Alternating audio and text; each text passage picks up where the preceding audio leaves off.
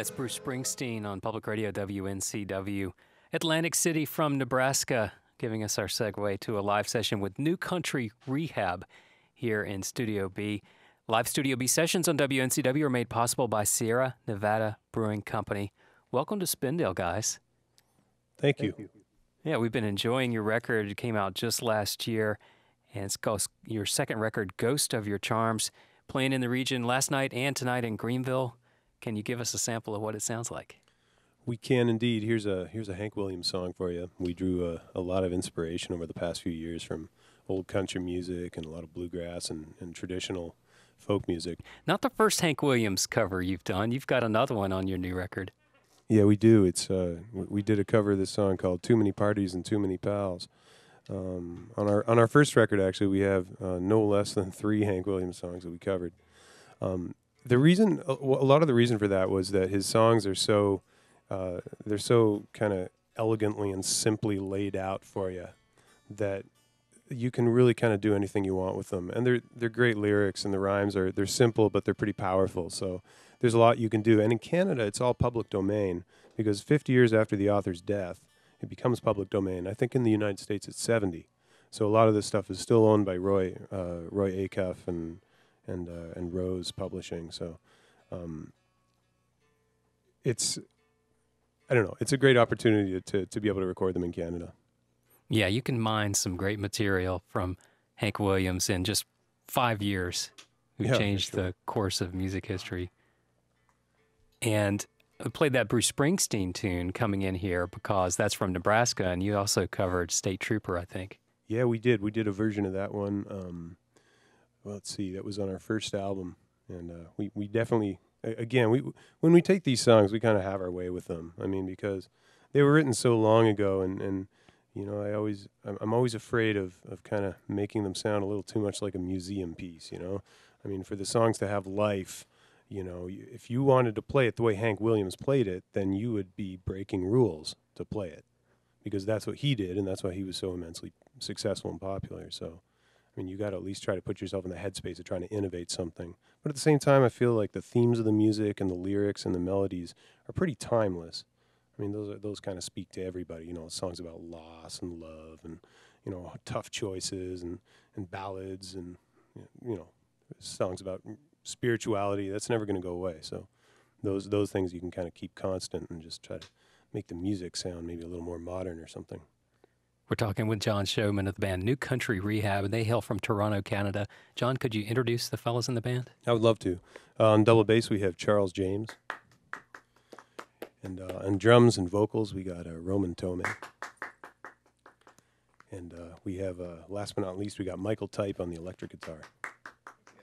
You can find out more about the band at newcountryrehab.com.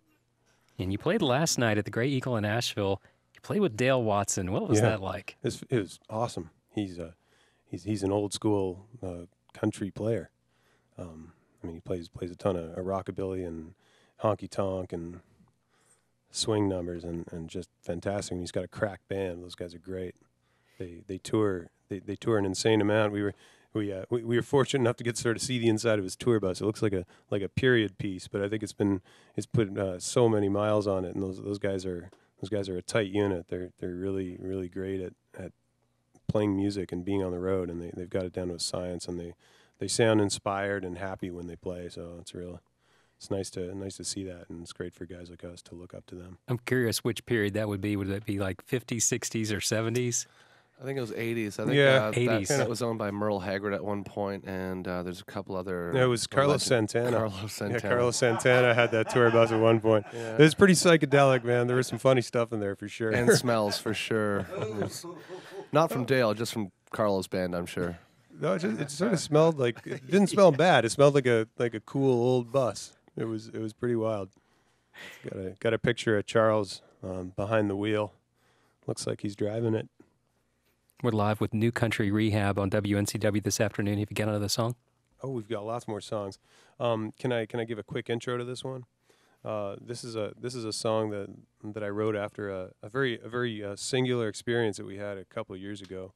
We were driving through Idaho, and we were going from Calgary to Seattle, so it was a long trip, and it was in the winter, and we need someone to break it up. So we booked ourselves into this bar, sight unseen, and ended up that we'd booked ourselves into this 800 capacity heavy metal roadhouse where bands like Slayer and Pantera and 3 Inches of Blood played, and they had glossies all over the walls, angry young men with signed in silver ink, and you know we played there for 3 people.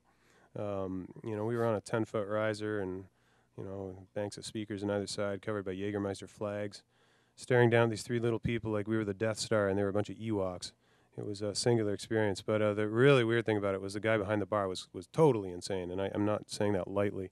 I walked up to order a beer. I said, "May I have a Budweiser?" And his response was to pull a 7-inch Bowie knife from his hip pocket, hold it up to the side of my head, and say, "I'm going to cut off one of your ears and give it to you as a souvenir. Choose one." I backed off. He gave me my beer. I thought that was okay. Then he came around to our side of the bar, started rambling about how he loved to kill things, and he learned that about himself, and that's why he re-enlisted 8 times to go back to Southeast Asia and Vietnam, and I think even beyond that, and just kept fighting and fighting as a mercenary. He flew a lot of F-4 Phantoms, and then he started showing us his battle scars, and he took off his clothes sort of one piece at a time. It was so weird. Half his foot had been blown off. One point, he'd taken his shirt off, and he motioned Roman to come over, and as in a daze, we kind of, you know, Roman sort of shuffled over. He grabbed Roman's hand, placed it against his abdomen, and said, "That's 5 pounds of scar tissue, it's the size of a football." I got that flying in F-4 Phantom. So, and then what he did after showing us his scars, he put his clothes back on, he walked back into the kitchen and brought out 4 bowls of steaming hot leek and potato soup. We ate it. It was pretty good. We played our show for the 3 little Ewoks. I went straight to the back of the bar to the place where his son was, the manager, and I said, "We're leaving." And he said, "I'm sorry there weren't more people here. Have you been talking to my old man?" And I said, "Yes." And he said, "Well, don't listen to anything he says because he's crazy." So, with that in mind, we got $6 on that gig, 2 beers each, a bowl of soup, and a good song, hopefully. And a song that came at a price. It was not much of a price as you thought you might have had to pay. Yeah, losing an ear would have been tough for sure. Now, being from Canada, Canada has a bit of a different system on how they promote music and the arts in general. So there's a kind of a system in Canada where there's a kind of a bit of a support system, a mechanism where you can draw on that. That's not mandatory that you do that. Can you tell us a little bit about how that works? Well, what there is in Canada is there's a lot of public funding for the arts, which kind of offsets a lot of the fact that there's just not a whole lot of people there. And you know, I mean, when you're in southern Ontario, you're kind of in the epicenter of all the populace of Canada. I mean, more than probably close to 40% of people live in Ontario. 40% of the inhabitants of Canada live in Ontario, and you know, 98% of those are in southern Ontario. So I may have my numbers off by a bit, but it's close to that. So when you're touring out, when you're going west or east, you're driving through miles and miles and miles of really not a whole lot. So in order to try to sponsor, I guess, a national sense of culture and arts, one of the things that the Canadian government has been doing for years, and this is not unique to Canada, it happens a lot in European countries, is the government set up something called the Canada Council for the Arts, and a lot of affiliated organizations that essentially work by a juried process to give grants to project proposals. Those projects can be tours, they can be recording records, they can be putting on festivals, and they'll help to defray some of the costs, because Canada does have a fairly high cost of living and higher taxes. I mean, it's a much more socialist country for sure than down here. So you would actually have to pass a kind of a, you know, some sort of measure that you would be able to get any kind of money whatsoever. It's not automatic that you're a band and you can actually tap into it. No. There's definitely a real process to it. You got to be pretty serious. But there are many artists that are supported, but I would say the ones that are supported are serious about their craft anyway. So. That largely does not exist in the United States, but in Texas, they have somewhat of a similar program to promote their arts. I would imagine a lot of universities, though, would have programs that would help arts. Maybe not so much rock bands, but you know, if you were really talented, I don't know, jazz player or even a writer or something out of a big university, surely they help. There are a lot of grants Yeah. and for the arts that you can apply for just all over the map. There's just many different kinds. Well, you know what? I imagine it's a very similar process, except in Canada it's very centralized and it's very much open to anybody who's a Canadian citizen. So is it like a board of people? Is it the same people? It's like any other big institution. I mean, there are tons of people working at it. They actually, for juries, I mean, it's kind of like a regular jury. They'll call musicians. I've been on a jury before, where they'll just call musicians to kind of, judge the applications. It's an interesting system. I feel that a lot of times it works really well. You hope that the judges are your friends. In fact, if they are your friends, they They have to step out of the room. That's So right. it's pretty unbiased. So let's talk about some of your influences, some of your contemporaries as well. We've gone over some Springsteen and some Hank Williams. What about some of the other more rock and roll kind of influences? Because there's a real hard edge to your music as well. Well, we've listened to a lot of Queens of the Stone Age in the car. I don't know.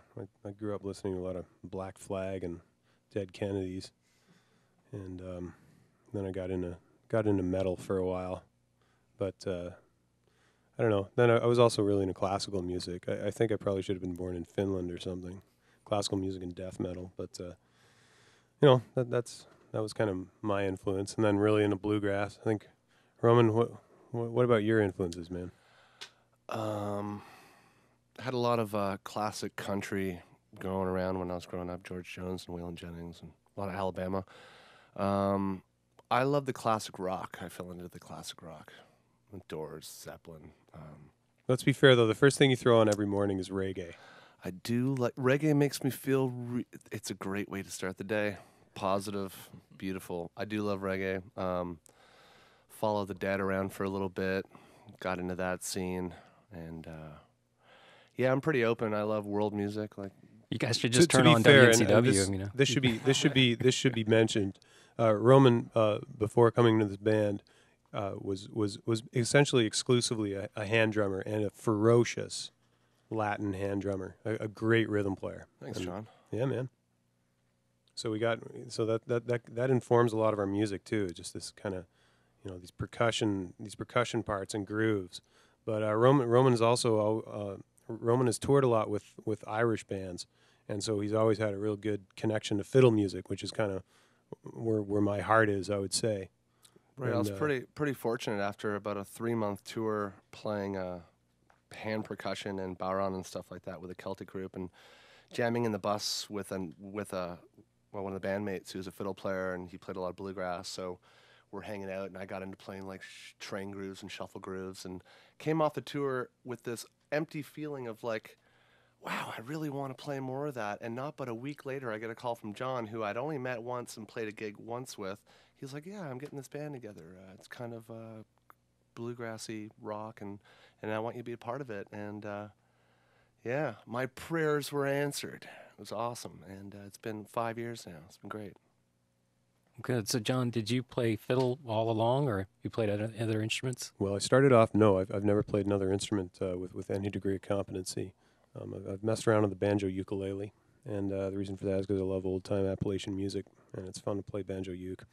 But no, I played classical music from age 6 to 19. I was pretty serious about it. I actually went to university in Indiana at IU in the classical program there, but I quit, and I for 3 years I actually gave up the fiddle for dead.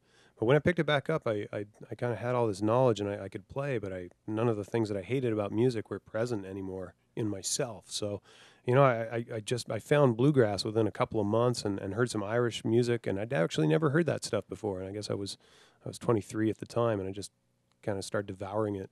And a couple of years later, I was out of school with a degree. I didn't really want to get a job in anything that was being offered or that seemed available, so I just joined a band and started playing full time. And it's been 18 years, and I've been just playing fiddle for a living. And I love Appalachian music and bluegrass and Irish music, and those are kind of the things that I like best in fiddle.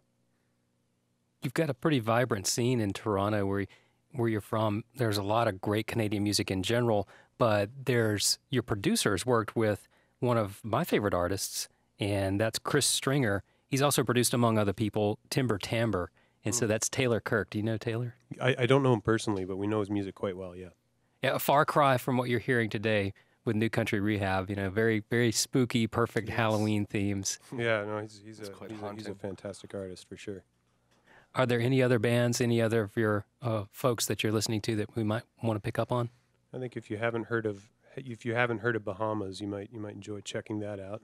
Afy's been here. We had him. Awesome. Yeah. Okay. Yeah. Who else would you recommend? I'd recommend Corin Raymond. He's a singer-songwriter who's pretty awesome. He has a record called "There Will Always Be a Small Time," which is an extremely well-written album of singer-songwriter music. A lot of humor and very heartfelt and very very well crafted. He's a real songsmith. Who else should we mention? Foggy Hogtown Boys. Oh, I know. That's a bluegrass band I've heard of. The Creaking Tree. Tree. John's in a wonderful bluegrass outfit called the it's worth Foggy checking Hogtown Boys, and when he's not busy with us, he's busy with them, and they are pretty legit, pretty awesome. We're a awesome five-piece players. bluegrass band. We have I'd say our sound is probably pretty close to something like Town Mountain. We feel like they're our kind of American brother band. I mean, you know, Steep Canyon Rangers also. We have a traditional sound and a traditional approach. We have fun with it. That's really great. Excellent. This is New Country Rehab in WNCW Studio B. Live Studio B sessions on WNCW made possible by Sierra Nevada Brewing Company. Here's music from Guantanamo Baywatch.